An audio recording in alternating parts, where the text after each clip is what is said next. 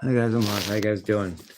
First of all, I want to explain all the buzzing that happens when I go live, especially when I'm talking. It's all private numbers and blocked numbers that call me to yank my chain or whatever. I'm not going to answer them, but they often bother me just for some reason. I don't know why.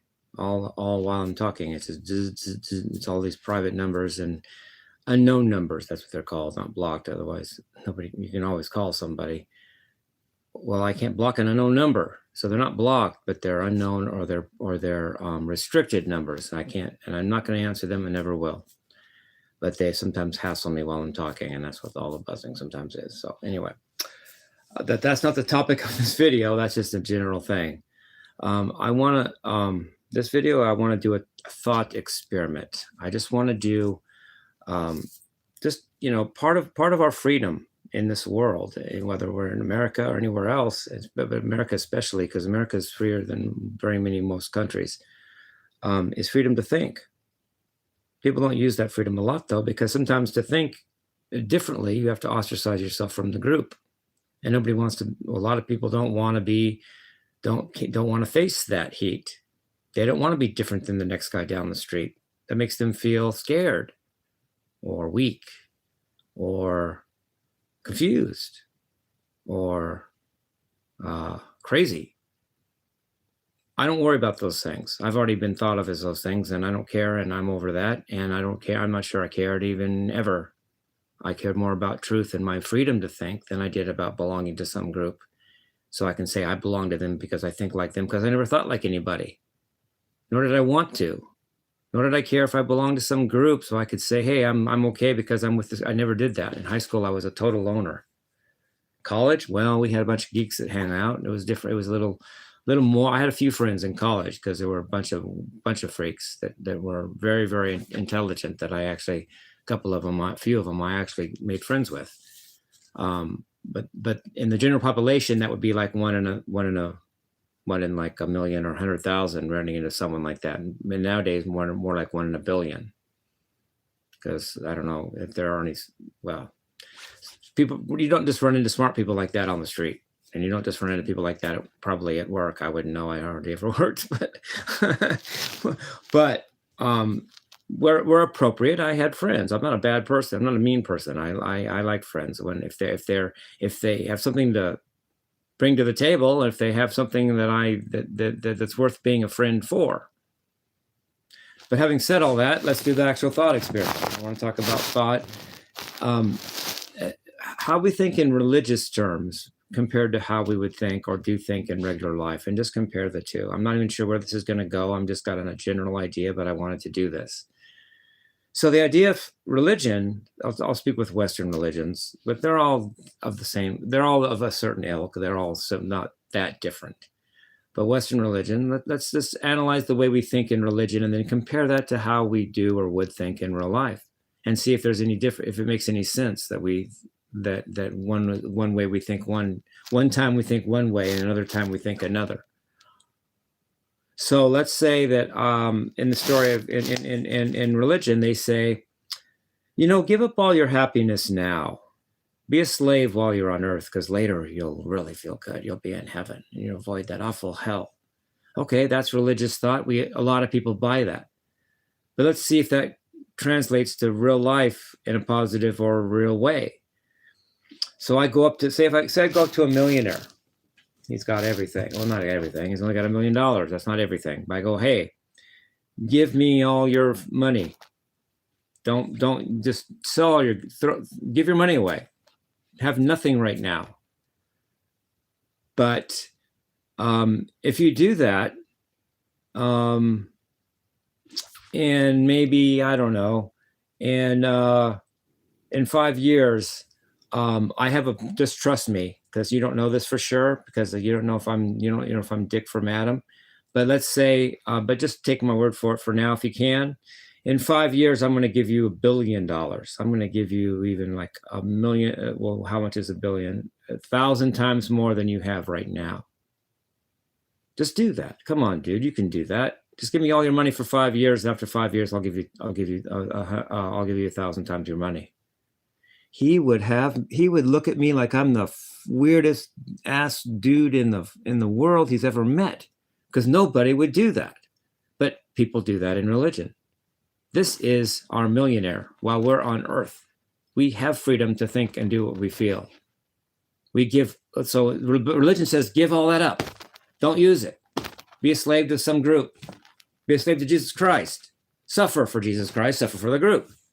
But in a few years, maybe, I don't know, 50, when you're gone, you'll have so much goodness. You'll be in heaven. People just eat that crap up. But nobody would do that in real life situations. So why the discrepancy? Because people don't think straight with religion, which therefore means religion isn't straight. Logical. I'm not pulling that many punches. It's just logic thinking.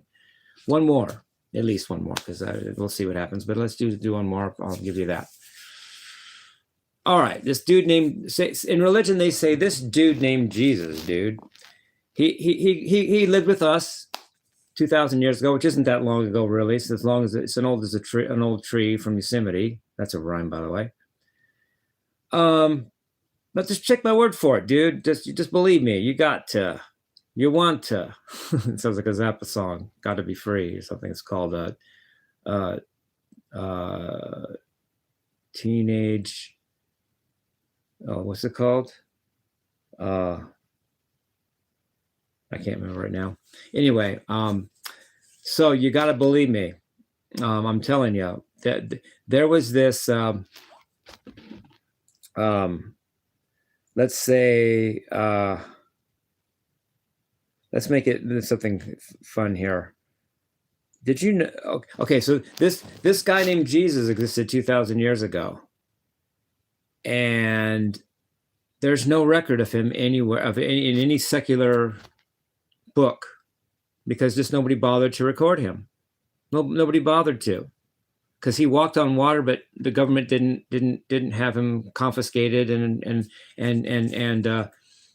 studied for why he can do that or how he can do that. Nor does any report in the government records of anybody doing that. They just let it go. So what? Someone's walking on water. We don't care. Next.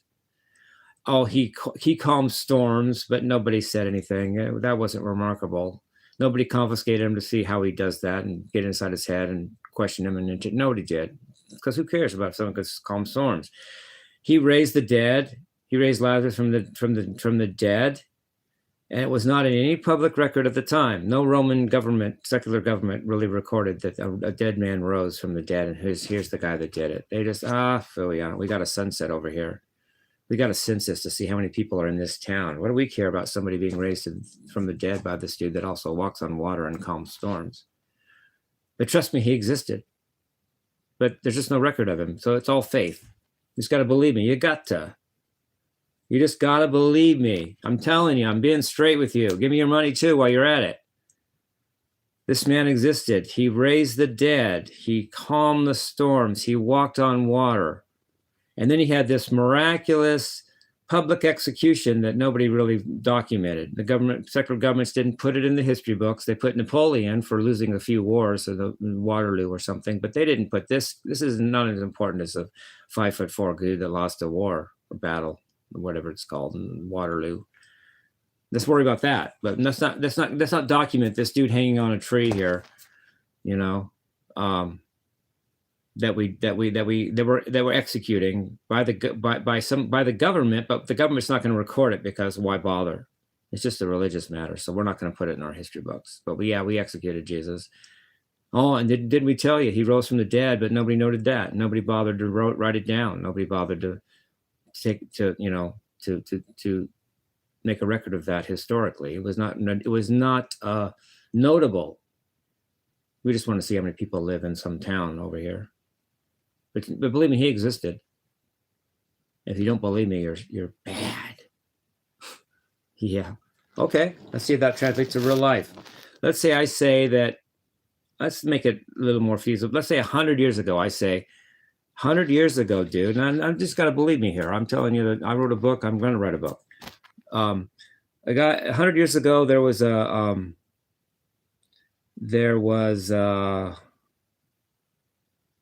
I got to make a story here up. I got to make a story up here. Let me see what can I do here. There was a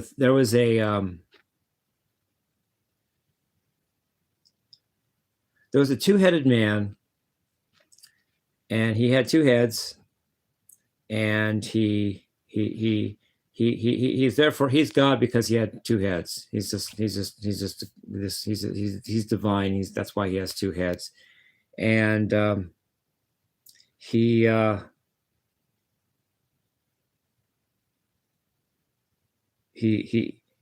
chopped one of them off one day, and the head grew back another person. The head actually grew from itself. It grew another person, and they became friends. And if you don't believe this, you're bad or crazy or whatever. You're really bad. You're for not believing this. But don't worry. Nobody. I know you haven't heard of him, but nobody bothered. Nobody cared. Nobody noted it.